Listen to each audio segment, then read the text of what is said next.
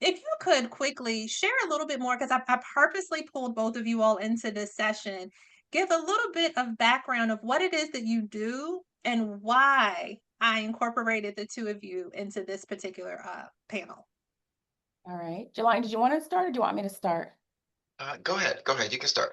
First of all, I feel like I need my tie and my suit on because you look great. Okay, so I have a campus event. That's why I'm in my campus shirt. But let me just say, I oversee employment services, so that includes all student hiring on campus. That's about 3,000 students hired every academic year. I also oversee all staff and management hiring, and then all transactions with employees. And we have about 5,000 employees on this campus. So that it's kind of broad. But I think you invited me because I have an insight of young employees, and I have been intentional about pipelining them to work for Sac State. So there was an opportunity there. There's an opportunity there. So I was been pipelining. So I also have a team where now I'm the eldest on my team. That has never happened, right? So I have a team. Three of them turned 30 last year. Some of them are in their early 20s. I just turned 50 in April, but it just really, and before that, I had someone, who had been here when I was a student, right? So like it was just varied. So talk about having those people in the workplace place. So that's hopefully why you invited me and then what I can lend. Okay, yes, ma'am, it is. All of that. Shivani. Yeah. So I guess I would say my experience comes from a wide range. Often I would say my experience, I'm going to just tell on just to end of what you just said. So from a generational perspective, I have often been the youngest one, either in my department or part of a leadership team. I've worked in a few different industries in higher ed. I've worked in long-term care. I've worked for communications company as well, where I had, well, most of that based on the industry that I was in, Mhm. kind of dictate the age that I was working or hiring for or working with. I am fortunate and I do work for a nonprofit here in Michigan that we have a very diverse group of individuals, not just in age or race, but also in levels of experience. So I think my time over this last over a decade has really allowed me to appreciate having this diverse group of individuals, but also the experience to be able to support them. All right, so ladies and gentlemen, that is why they are in this panel. So we are going to jump into these questions, and so I'm going to start with Gen Z since I kind of shared some perspective about Gen Z on the front end, and we know there's a lot of conversation about Gen Z. But the truth is, for all of my millennials in the room, you all know that you all millennials used to get blamed for everything, and now somehow or another, the blame has shifted, and Gen Z is getting blamed for everything. So let's talk about them a little bit. And like I said, I stress to my leaders to really give grace and educate because they transitioned into the corporate world in a very unprecedented time. Well, And so, oh, Melvin, go ahead. yeah. Did you want to finish? I thought you were finished. No, I was going to actually throw the first question at you about them. Okay. So, Yes. I'm so glad that you show first of all, I love to beat AI. Like I'll write something and then it won't change. And I was like, I knew I was good. So I love to beat it. I love to beat ways. And when I'm doing traffic, I was like, I know I could make it. But recently we had a mass communication to our student employees. And one student came in and she goes, this is too dense. She said, you need to use more emoji. She said she schooled us and it worked. Y'all, it yep, worked. yep. And even on LinkedIn, LinkedIn is a global leader. Our advisor, he said more impact, more impressions when you use emojis. We have to stop thinking what we would rather do and what actually works. So for that audience, they were reading fully. One of my team members, and she's like all of 24, she's like, they read to the bottom. They even read the guide because the young student came back. She goes, this is a great guide. That's at the bottom. Mhm. It's because we formatted it differently. We stopped being so dense. We stopped being so academic and we got to it. So I think communication is absolutely critical and listening to them. So this student was like, Mhm. we didn't even say like, what do you think? She was just like, no, y'all need to change that. It doesn't work for us. And just Mhm. being aware of that. That's awareness, I think, would be my biggest thing. And Yep. um, awareness, respectful in the learning, not like, why'd you do that? But like, no, tell me more. Like centering curiosity has helped a lot Mhm. with our student population, with my team. And the other thing I do with any team I lead, I always do a mind mapping session with them. I sit down with them, tell me about yourself, tell me what I should know about you and your work philosophy, your goals. I do it with every single employee because I need to know. One employee said, I want your job one day. I said, well, let's go. Let's go. What do you need for that? Right. So then I'm Mhm. not just looking at abroad, like what generation are you? I'm looking at what generation are you? What was your family life like? How do you see yourself? What's important? One young lady was like, I love ice in my cereal. Well, tell me that, because when we have a cereal bar, I'll make sure there's ice. So like I really feel like that's helped me tremendously. And then I refer to it every quarter and then definitely the evaluation. And Yeah. and it helps them because they're like, I never thought about that.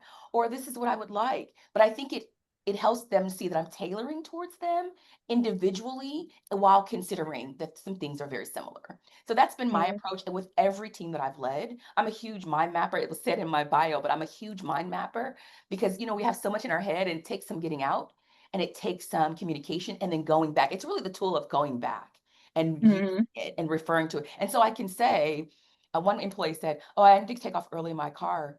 We're having car problems. And I go, oh no, you said you love your car. It was in your mind map. She goes, oh yeah, it's not my car. It's my husband's.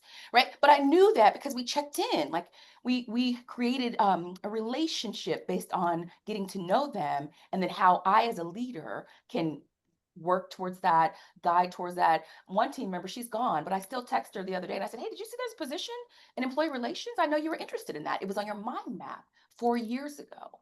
So really, I think it's just that personalization of it, even considering they're in different generations. So that's what I want Mhm. to share. Yeah. So Jelani, I'm gonna lead off where Melanie left us off. And so just really that they like that personalization, they like that touch. They, like I said, they like to be empowered. Um, how have you seen this differ from previous leadership approaches with previous generations? So I would say the biggest thing, I mean, there's some commonality in what you just said. So I think part of it is still building relationships, but I just think in regards to the approach, one thing that I know this generation wants is that you have to lead in an authentic way. Because you'll get a lot of feedback sometimes to say, and most of the time you may see it on like social media, but they want you to be real, right? They don't want you to be fake. And so that's really telling us for leaders that may be coming from a different generation, you have to watch your approach. And I actually do kind of that same thing. Every new organization that I go to, I make sure that I do what's considered a listening tour. And I go around to every department and every person, especially my department leaders, to ensure that I understand what it is that their needs are, because they're coming from different places, and you have to understand what that is so you can tailor your communication style to whatever their particular need is, which is what Eleni was just mentioned, kind of that what she received back. And so that's what I think is really important when we're talking about like different generations, but especially again when we're listening for like Gen Z. They have to. There's like a couple of things I always connect to them is one being authentic, and then they have to find like their value place within the organization. You have to open that door and allow them to do so. One thing that I think I've seen like in the later generations of like millennials is that they begin to ask that question why. And I think a lot of times we see this in previous places. Ask the question why, allow that question to be asked, but then also be engaged and be ready to make some changes. Right. So I like that example that you just gave about saying, yeah, let's go back and change how we format this. Because sometimes, I'm kind of that cross between Gen X and millennials, on paper, because I was born in 81. And so I still Baby. kind of think like, I No still kind of think judgment, no judgment. I still kind of think old school because a lot of time, based on a platform, I may tailor like how I communicate. And that sometimes if you even if you're using AI tools, sometimes it does write almost kind of like a new age. Like, well, this is too much. This is too much. Sure. And so like I have to like think about that. But again, I think it's important for us to take and receive that feedback. But listen to, listen to what it is that they're telling us Yeah. and act on it right away, because a lot of times based on who's in leadership or the manager or whoever's in charge won't. And then they don't see the change. And now from an organization perspective, you got somebody that's leaving because they don't feel like they're valued. There's no value, even in something just that simple. They're like, you're not listening to me, and Sure. I'm giving you an answer. So I think that's important. Yeah. So Can I John, add to I that? heard two things. Oh, go ahead, Melanie. I just want to add to that, Jelani, because I'm in higher ed and things move slower, right? So the Very slow. transparency, and I have to, and so what I've been doing is I've been referencing. So I've been in higher ed 18 years. So I have to say, like we just, after COVID, we were able to do more telework. I never thought that ever could happen. Not in the previous world, right? They were like, no, come to work. Or we were able to shift our hours so we could have some focus time for our team. And so the new employees, they're like, well, yeah, we need more focus time. And I said, let me just give you context, right? So transparency, context says we never had focus time, right? We never were able to work 3 days from home. So I want to give the context so they know that we've gotten somewhere, because if Yeah. it takes a long time. And I even am very clear about it, very transparent. Yes, it takes a long time sometimes. So let me tell you what that looks like, what we can Right. do in the meantime, what we can do immediately. And because Yes. I do want to hear you and show you some earnest effort, but I want to be realistic too, because I don't want you to be like, oh, she said that, it didn't happen. And especially in higher ed, because it takes so long sometimes for things to happen. And that's changing. Thank goodness it's taken forever, but it's changing. But I feel that often we have to make reference. So you don't think, oh, it's not enough, because you're like, oh gosh, we never had that. And that's where the transparency comes in. We talked about that, Jelani, right? This whole transparency is so critical. I even when I had all these new young people, I took a course because on communicating with millennials, because I want to stay prepared. And a lot of it was transparency. Yeah. So Melanie, I heard you say something else, and it actually was going to kind of go into the conversation as well, which is when it comes down to just taking a step back to explain the why. And so I think it's important in this conversation here, talking about the different generations, and then also sometimes just really opening the doors. Like I said, the workshop, the couple of slides, like I've done that with a lot of different organizations, and really taking a step back so people understand this is why baby boomers communicate this way, and this is why millennials communicate this way, and really helping people to understand the why and how people interact and how they show up and how they communicate. And to your point, why things move forward the way they do, it becomes a big piece when we talk about really breaking the barriers and the silos of how people think. Because if I'm just in my generation and I'm doing it the way, that I expect it, then I don't understand the why. Yep. So I think that always becomes really, really important if you're really being transparent to that word as well with your team so that they understand who's in the room, and communicating. And what I want to stress also in this space is, yes, Gen Z is a focus now, just like millennials were a focus. But it's also making sure that we understand everybody that is in the room and knowing how to shift up communication and strategy and everything so that we're still touching everybody. So that actually takes us into the next question. So when you think about as leaders in the room, how can we, and those that definitely have their HR hat on, their consulting hat on, how can we educate leaders to tailor their engagement strategies to meet the distinct motivators of each and every different generation currently in the workplace? Ooh, that's a big one. So I think if I'm gonna just start off with this and just had the way that we can tailor it is one. So let me start off with this.